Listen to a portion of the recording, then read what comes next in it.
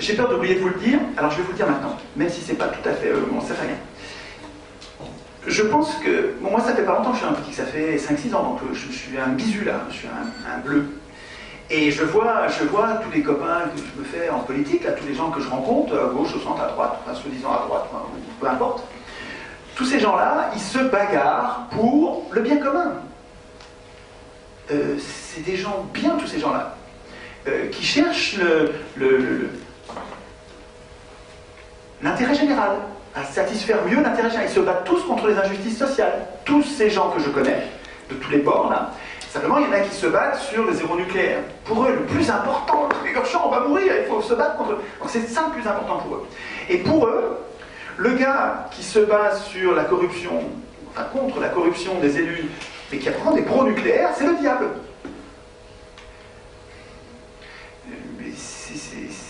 C'est idiot, parce que même si on arrive alors en même temps, il y en a d'autres qui se battent sur la destruction des écoles. C'est affreux, on nous détruit les écoles, on nous détruit les postes, on nous détruit les hôpitaux partout dans le pays, les campagnes se désertifient, on traite mal nos agriculteurs. Les campagnes se désertifient littéralement, et ils se battent là-dessus. Ok, super. Il y en a d'autres qui se battent sur la monnaie, sur la création monétaire, et qui considèrent, ils ont raison, que c'est super important la création monétaire, c'est-à-dire qu'on a abandonné la création monétaire, on s'appauvrit, tout devient difficile parce que nous sommes pauvres, on a mis en place une rareté qui nous étrangle, ils se battent là-dessus, ils considèrent que c'est essentiel. Ce que je voudrais vous dire, c'est que quand j'observe tout ça, et que je participe à ces débats, je les partage, c'est pas du tout contradictoire ce que je veux dire, c'est complémentaire. Il me semble que toutes ces luttes sociales que j'observe, elles consistent à se battre sur les branches, sur les conséquences. La catastrophe écologique, ça n'est pas une cause.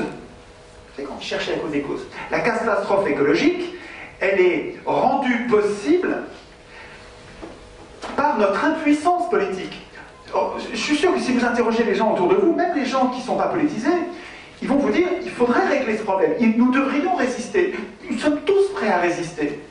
Mais nous n'avons aucun moyen de résister. Nous sommes impuissants politiquement.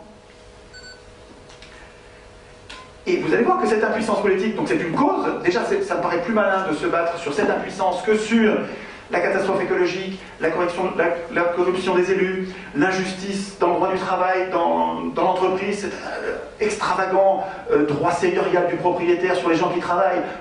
C'est une façon de se battre, ça. Enfin, c'est une raison de se battre. Mais c'est une conséquence. C'est pas la cause.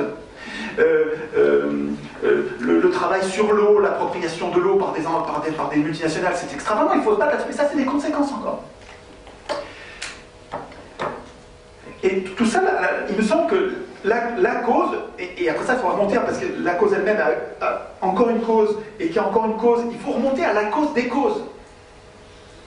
Si nous arrivions à remonter, si nous arrivions à retrouver une cause déjà commune, et ensuite à remonter de cette cause à la cause qui la rend possible, et si on arrive à trouver quelque chose qui est central dans toutes les injustices sociales, et qui est déterminant, qui détermine, c'est-à-dire que si ça existe, les injustices sociales seront possibles, et si ça n'existe plus, elles ne seront plus possibles, ou elles seront très limitées. Et on a trouvé quelque chose de très important, parce qu'à la fois, on trouve le moyen de vraiment régler le problème, parce que quand vous n'êtes pas sur l'écologie, vous êtes sur notre impuissance politique, mais vous avez fait le lien. C'est parce que si vous battez moins sur l'écologie directement, mais plus sur notre impuissance politique, vous pouvez continuer à vous battre sur l'écologie, d'ailleurs, c'est pas incompatible, on peut se battre sur les deux. Mais si maintenant vous battez sur l'impuissance politique, parce que vous avez fait le lien, vous êtes aperçu que si les multinationales arrivent à se goinfrer tant que ça, alors qu'on les voit et on proteste, mais on ne peut que protester, on n'a pas de pouvoir politique. Si vous faites le lien avec ça et vous dites, non mais ok, Je cherche la cause des causes et je m'en prends à cette cause. Vous allez vous apercevoir que l'autre qui a fait le même travail intellectuel, lui, il travaillait comme les Pinson Charlot, il travaillait sur la corruption, sur le mode de vie des riches, et sur la façon dont les riches arrivent à circonvenir les pouvoirs politiques pour finalement faire voter des lois qui leur sont favorables. Donc tout ce travail de corruption d'une partie des résistants, si eux, en plus de ce travail-là, c'est très important pour comprendre quelles sont les conséquences, mais si en plus ils se mettent à se battre eux aussi sur l'impuissance politique. Et puis vous avez encore les réseaux nucléaires, etc. Vous avez tous les résistants là, qui se disent, mais finalement, si nous avions une puissance politique, nous pourrions enfin résister, alors que toute leur vie, moi je vois ces vieux résistants, ils sont bien plus valeureux que moi. Ils ont passé toute leur vie à résister pendant que moi je m'occupais de mes affaires. Et ils allaient sur les marchés, ils balançaient des tracts. Des tracts, ils avaient autre chose à faire le mercredi que d'aller sur le marché, mais tous les mercredis ils vont distribuer des tracts, ils organisent des réunions, ils se bagarrent. Et ils sentent bien qu'on n'y arrive pas comme ça. Ils sentent bien que même les scores de nos élus qu'on voudrait voir gagner, ils diminuent. Alors quand ils m'entendent, quand je leur dis, mais attends, il y a un truc qu'on peut faire mieux là. Si au lieu de se battre et de se diviser, parce qu'il y a tellement de branches d'injustice sociale qui viennent de notre impuissance politique, il y a tellement de conséquences différentes. Chacun d'entre nous qui mettons de l'énergie, et on n'est pas nombreux, hein, les gens qui font de la politique, c'est quoi? C'est 1% dans la population. 2, 3%, c'est pas beaucoup. Mais si en plus on est divisé, parce que chacun on a pris des conséquences qui nous paraissent graves, et ce qu'il trouve grave lui, c'est pas la même chose que ce que lui trouve grave. Et non seulement on s'en prend aux conséquences, c'est-à-dire que si on arrive à régler le problème, on n'aura pas réglé les autres problèmes, et puis en plus ça va repousser, parce que la racine est toujours là. Vous coupez la branche, mais ça va continuer à pousser. Donc, si vous prenez le problème à la racine, si nous étions radicaux, en prenant le truc à la racine, au lieu de couper les branches, on s'occupe de la racine, et on fait d'une pierre deux coups. On a trouvé la cause des causes, et on va se débarrasser de tous les problèmes. Et on fait même 3 coups, parce qu'en fait, comme on a tous fait ce travail intellectuel en disant, mais bon, prenons les choses logiquement, on va s'en prendre à la racine, comme ça on va régler tous les problèmes d'un coup, et on va s'occuper de notre impuissance politique. Où est programmée notre impuissance politique? J'y reviendrai tout à l'heure, mais vous me voyez venir, puisqu'on en avait parlé un petit peu. Si, en plus, troisième fois, nous serions unis. Non, mais il y a un enjeu énorme là-dessus. C'est une super bonne idée, ça, je crois, hein, de prendre le problème par... Alors, je sais bien, on pourrait me dire, Schwartz, t'es gentil, mais c'est ta lubie à toi. Voilà, lui, sa lubie, c'est le nucléaire, lui, sa lubie, c'est la corruption d'entreprise, et toi, ta lubie, c'est la Constitution. Ouais, ok, peut-être, c'est vrai. C'est vrai, peut-être que c'est... Mais il me semble que, dans la logique, moi, je partage complètement la lubie, c'est-à-dire la priorité de chacun. Je trouve qu'elles sont belles, ces priorités. Hein. Le gars qui se bagarre sur la monnaie, là, il fait un boulot, il défriche, il nous permet de comprendre qu'est-ce qu'on va mettre à la place quand on va reprendre le contrôle de la création monétaire. Vachement utile ce qu'il fait. Hein. Et d'ailleurs, André Jacques, on en parle tout le temps, il est d'accord avec moi. Donc il a intégré ma pièce de puzzle, comme moi j'ai intégré la sienne, et on est plus fort. D'ailleurs, il ne s'est pas appauvri en me donnant son idée, je ne me suis pas appauvri. Ce qui est génial avec les idées, c'est quand on se les donne, on ne s'appauvrit pas, on s'enrichit mutuellement. Mais ce que je veux dire, c'est que en nous concentrant sur la cause des causes, en appliquant le conseil d'Hérodote, et en cherchant la cause des causes, tous, chacun avec nos priorités actuelles, en intégrant le fait que, mais finalement, c'est vrai quand même que ce qui fait que nous n'arrivons pas à nous débarrasser des injustices sociales, c'est que nous tous, à part les élus, et ceux qui achètent les élus, tous nous sommes impuissants politiquement. C'est quand même décisif pour rendre possible les injustices sociales. Et les laisser perdurer. Mais c'est pas parce que ça a été comme ça pendant 200 ans et même 2500 ans, c'est pas parce que ça a été comme ça pendant des milliers d'années que ça sera toujours. C'est une question de conscience.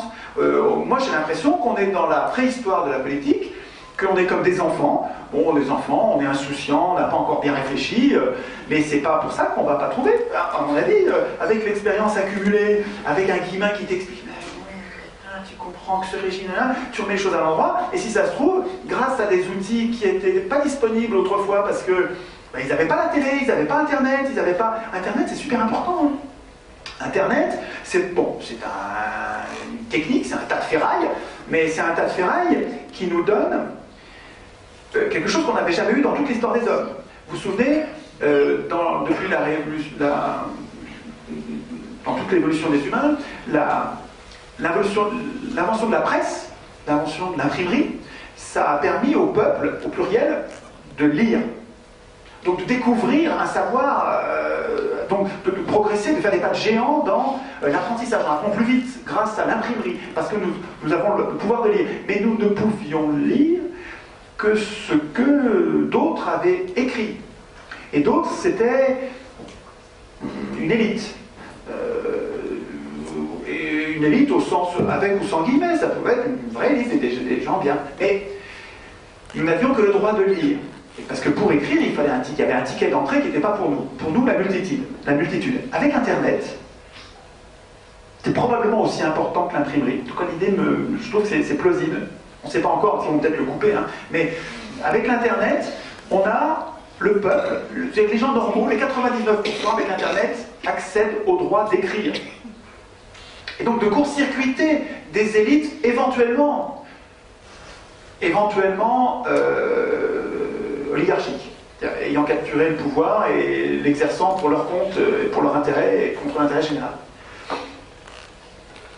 Et donc l'Internet, dans cette optique-là, c'est un outil extraordinaire pour nous former, d'auto-formation, de formation populaire, en court-circuitant nos élites, en générant nous-mêmes l'expert de ceci, l'expert de cela, et en s'apprenant, c'est incroyable le nombre de trucs que m'a appris André Jacques, le travail André Jacques Holbeck. Je vais vous le montrer dans son bouquin. Il a écrit plusieurs bouquins. Ce très bon petit bouquin, une très bonne préface, vous verrez. Il m'a demandé de faire la préface, c'est super, j'étais très fier, c'est un super bon bouquin, c'est un petit bouquin, donc c'est facile à lire sur la dette.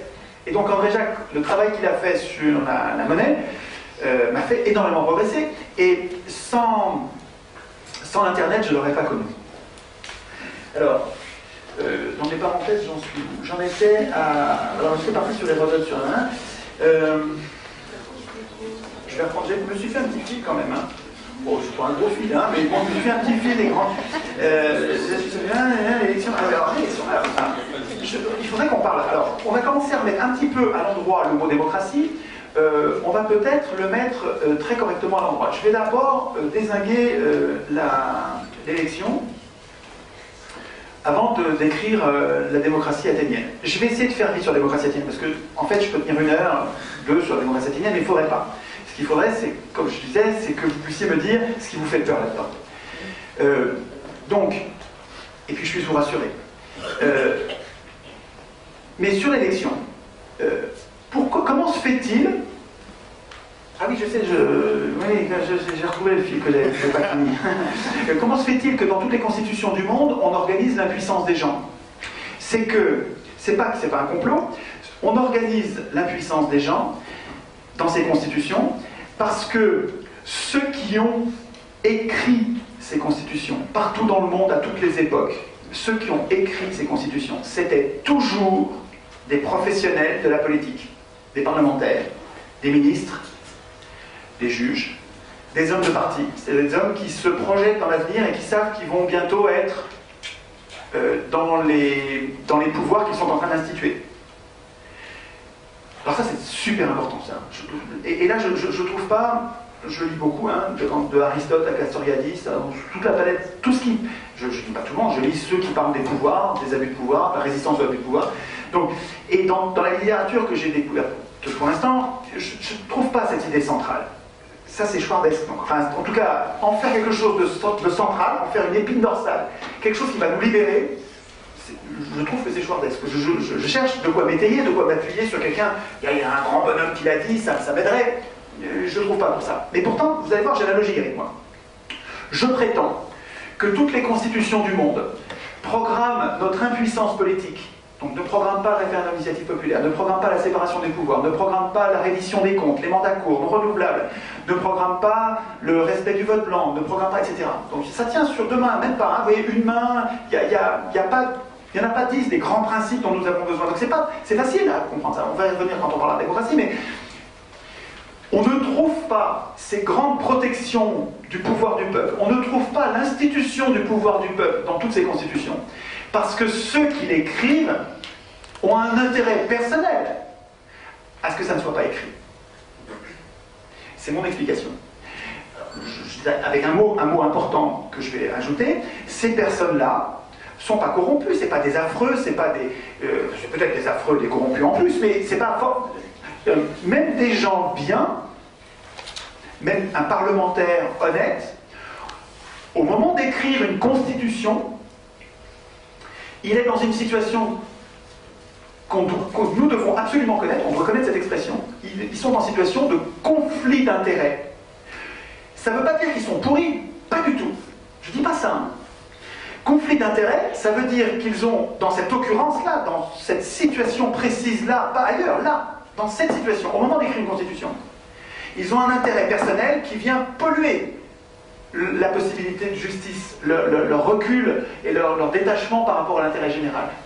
Un peu comme, et cette image est importante, pour quand vous allez devoir, si vous devenez, comme je vais vous le demander, si vous devenez des virus, pour que cette idée, nous la portions, il faut qu'on la porte, hein, sinon on n'arrivera à rien. S'il n'y a que moi qui dis ça, c'est comme si on perd son temps. Enfin, c'est intéressant, ça vous amuse, mais on ne changera rien. Alors que si on se met à la porter tous, on va changer quelque chose. Hein. Ça va faire une boule de neige, un truc qui peut vraiment tout changer. Mais il faut que vous deveniez des virus. Enfin, des virus de globules blancs, il y a plusieurs expressions. Maudite parenthèse. Qu'est-ce que je disais avant? Je disais que... Conflit d'intérêt, oui, merci. Le juge, vous allez comprendre, donc, quand vous allez devoir expliquer ça, vous allez pouvoir vous servir de cette image qui est très parlante. Prenez un bon juge, un juge vertueux. Je ne vous parle pas d'un affreux ou d'un fumiste, je vous parle d'un bon juge. Quelqu'un, vous vous êtes préoccupé de l'avoir rendu indépendant pour être sûr qu'il n'avait pas besoin d'argent, qu'il n'allait pas subir des pressions. Vous l'avez rendu indépendant pour qu'il y ait toutes les conditions possibles pour qu'il soit juste. Et il est effectivement juste. En plus, il a de la vergogne, il a un sens du bien commun, il se donne du mal. Voilà un bon juge. Ce gars-là, dans le rôle dans le planning de son tribunal, arrive son propre enfant, qui est dans une affaire. L'enfant est victime ou l'enfant est accusé. Peu importe. Voilà son enfant qui arrive. Tout le monde sur Terre comprend le conflit d'intérêts qu'il y a à ce moment-là. C'est-à-dire que ce juge-là, il est très bon. Mais pour cette affaire, on va le récuser. C'est le mot. Récuser. Récuser, ça ne veut pas dire déshonorer, ça ne veut pas dire que tu es pourri, tu es mauvais. Ça ne veut pas dire ça du tout. Ça dit, dans cette affaire-là, tu ne peux pas rendre la justice. Tu es juge et partie. Tu es en conflit d'intérêts. Donc, pour cette affaire-là, on va, toi juge, toi bon juge, on va te mettre à l'écart, on va en mettre un autre. On va mettre quelqu'un d'autre. Et puis ensuite, tu reprendras ton boulot de juge. Vous comprenez ce que je veux dire? Conflit d'intérêts, ça ne veut pas dire corruption. Ça veut dire qu'il y a une situation que nous devons, nous, connaître. Nous devons faire très attention. Les anglo-saxons connaissent mieux le concept de conflit d'intérêts que les Français. Nous, on est complètement incultes, on ne connaît pas ce truc-là. En tout cas, pas bien. Et dans le sujet qui nous occupe ce soir, c'est très, très important. Je reprends.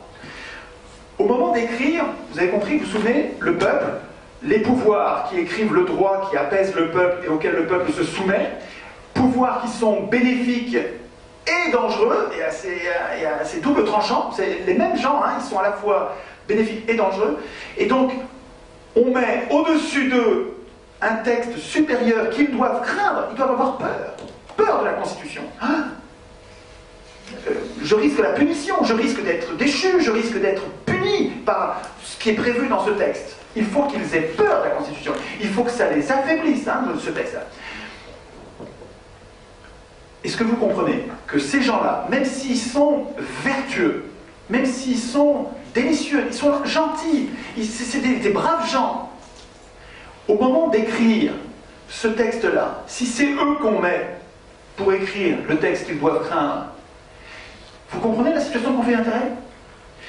Et ça, je suis le seul à le défendre. C'est quand même étonnant ça, non? Il me semble qu'on devrait être plus nombreux. J'aimerais bien que rapidement, je ne sois plus tout seul et qu'on soit nombreux à dire il y a un truc qui doit, la prochaine fois qu'on fait ce qu'ils ont fait en Tunisie, quoi. Ils n'ont pas fait en Tunisie, ils n'ont pas réfléchi avant et ils ont élu leur assemblée constituante. Ils l'ont élu parmi des candidats imposés par les partis. Imposés par les partis, c'est les mêmes. C'est-à-dire que vous allez avoir, imaginez, vous avez une assemblée constituante aujourd'hui, qui vous allez avoir parmi les candidats? Qui vous allez avoir? Vous allez avoir le PS qui présente des candidats, l'UMP qui présente des candidats, avec tout le battage de la presse, de Dassault, de Lagardère. Vous allez avoir de Bouygues, de Bolloré, vous allez avoir les télés, vous allez avoir les copains de ces gens-là qui font un battage du diable, ils vont être élus. Donc vous allez avoir des professionnels de la politique qui vont écrire la Constitution qu'ils devraient craindre. C'est comme ça partout dans le monde. Et en Islande? Alors en Islande aussi, un peu moins. En Islande, il y a eu le tirage au sort de 2 chambres avant, mais des chambres, alors ce sont des politiciens qui ont mis en place le régime, enfin la procédure qui a eu lieu en Islande. Ça a commencé par 2 chambres tirées au sort. Une première tirée au sort pour dire qu'est-ce qu'on veut. Et ils ont dit, on va faire une autre chambre tirée au sort qui dira exactement ce qu'il y a dans la Constitution, et puis après ça, il y aura une autre chambre qui sera élue et qui écrira la Constitution. Et c'est ça qui s'est passé. Donc il y a eu une deuxième chambre tirée au sort qui a dit on aimerait bien qu'il y ait ceci et cela dans la Constitution. C'est déjà pas mal ça, hein, c'est déjà pas mal. Mais c'est pas la panacée, c'est pas ce dont je vais vous parler tout à l'heure. Hein, et on pourrait rêver mieux quand même. Si nous imposions un processus constituant correct, ce serait mieux encore qu'en Islande, je pense. Parce qu'en fait, après ça, ils ont élu l'Assemblée constituante. Alors c'est une élection libre, hein, c'est mieux encore que les élections auxquelles on a l'habitude, parce que nous on est habitués à des élections dans lesquelles on nous impose les candidats. Et donc on nous fourgue, passez-moi l'expression, excusez-moi, on nous impose des gens qui ont un intérêt contraire, enfin qui sont jugés partis, quoi, hein, qui sont... Quand il s'agit d'élire des députés constituants, si ce sont les partis qui nous imposent des candidats, on va nous imposer 100% de l'Assemblée constituante, ça va être des gens qui sont en conflit d'intérêts. Alors, en Islande, c'est pas exactement ce qui s'est passé, parce que c'était une élection libre, donc il y avait un routier qui s'est présenté, donc tout le monde pouvait se présenter. Mais comme c'est une élection, ce sont plutôt des notables qui ont été élus, et les notables, c'est pas des révolutionnaires, quoi. Ils vont pas tout changer, quoi. Donc ils vont probablement, enfin on verra, ils vont peut-être nous donner tort, mais bon, c'est intéressant ce qui se passe, hein. La constituante en Islande est en train d'interagir avec le peuple via les réseaux locaux. Donc les gens, ils sont pas très nombreux, ils sont 370 000 en Islande, hein, donc ils peuvent le faire. Et les gens écrivent aux constituants en leur disant pensez à ci, pensez à ça. Donc c'est très interactif, c'est très intéressant ce qui se passe.